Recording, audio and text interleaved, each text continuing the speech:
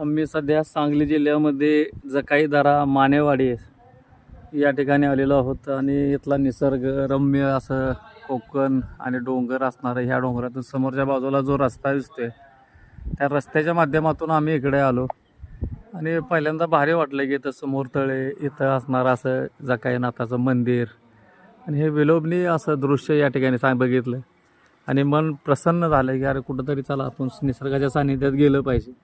त्या अनुषंगानं तर आम्हाला भेट दिली आणि येथील पुजारी आहे त्या पुजाऱ्यांनी इथली जकाई देवी आहे इथला इतिहास आपल्याला सांगितला आहे तो आपण नक्की ऐका. आणि नात हा कुठले तर मसवडचे. मग मसवड मधनं नयापा गवळ्याच्या भाकनं तो खरसुंडीला आला. मग ह्यो गेला कुठं कोकणामध्ये. नाथ कोकणामध्ये जात असताना त्याच्या मागे ही देवी लहान मूल पळत सुटलं. मग ह्यानं माघारी बघितलं तर हे लहान मूल पळत आहे का म्हणलं हे लहान मूल आज माणूस नाही काणूस नाही लहान मूल कसं काय पळते म्हणून त्यानं उचलून घेऊन घोड्यावर बसवली. आला खरसुंडीला आल्यावर ही लहान मूल रडत होतं. सेंदबनाला खरसुंडी हे गाव नव्हतं. मग बनत रडत असताना नीलकंठीचे भोसले जात होते पूजेला जात असताना देवा म्हणला मी 10 वर्ष झालं म्हणला पूजा करतो मला काय अशा अडचण आली नाही. आज एक लहान मूल आहे म्हणून याला अडतंय. तर त्यानं सांगितलं एक लहान मुल आहे म्हणला त्याची लहानाची मोठी सांभाळ करायची नेतोस का तर नेतो. मग हे भोसलेने आणले नीलकंठीला. मग हिचा लहानाचा मोठा सांभाळ झाला. मग तेव्हा कसं होतं की जातीभेद मानत होते. आता ही मुलगी आणली एवढी खरं द्यायची कुठं.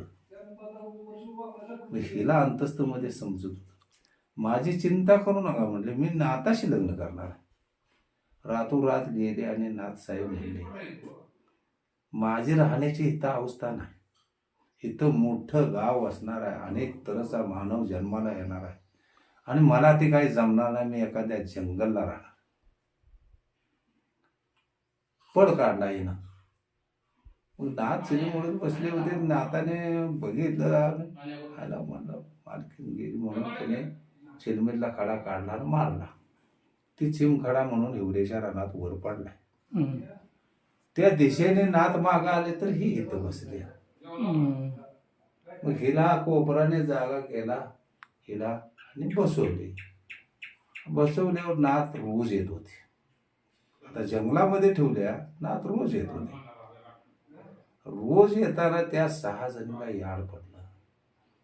नाथच नसताना नाथ जातात कुठं.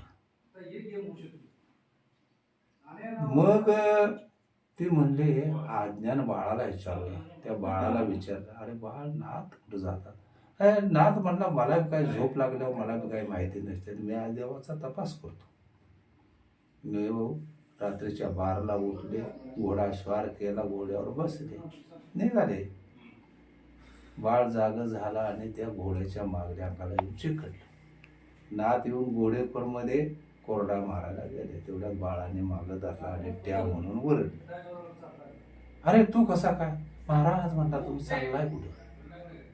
एवढ्या रात्रीच चाललो नाही कुठे घोडा पाणी पाजायला. अहो घोडा कुठं ह्या वगळीला पाण्यात हाय का नाही बघ म्हणते. तर वर 6 जणी मोर हो महाराज म्हणले तुम्ही चाललाय कुठं. तर चाललो नाही कुठं घोडा पाणी पाजायला. नाही म्हणले तुम्ही देवासारखे देव आहोत तुम्ही जखीनदारीला चाललाय जावा. पण देवाने असं मुकाट्या नाही जायचं. देवाने 3 वर्षांनी स्वारे वाजत गाजत गेले पाहिजे म्हणून 3 वर्षांनी देव इथं वाजत गाजत. आता जत्रा कधी आता 24ला झाली 2024ला झाली. 2027 जानेवारीच्या पौर्णिमेच्या आदल्या दिवशी यात्रा आहे. मोठ्या स्वरूपात असते का यात्रा. मोठ्या स्वरूपात असते. मोठ्या स्वरूपात. किती दिवस यात्रा चालते. मोठी एक रात आणि म्हणजे तशी कसं की देव यायला जे 1 दिवस लागतोय. मग 6ला इथं पोचतो रात्र इथं राहतो. सकाळपासून यात्रा चालू होते ते 6 वाजेपर्यंत. 6ला देव उठून जातो. ते जोगेश्वरी जवळ राहतो. हम्म, हम्म, हम्म. अशा कहाणी आहे. अशी ह्याची कहाणी.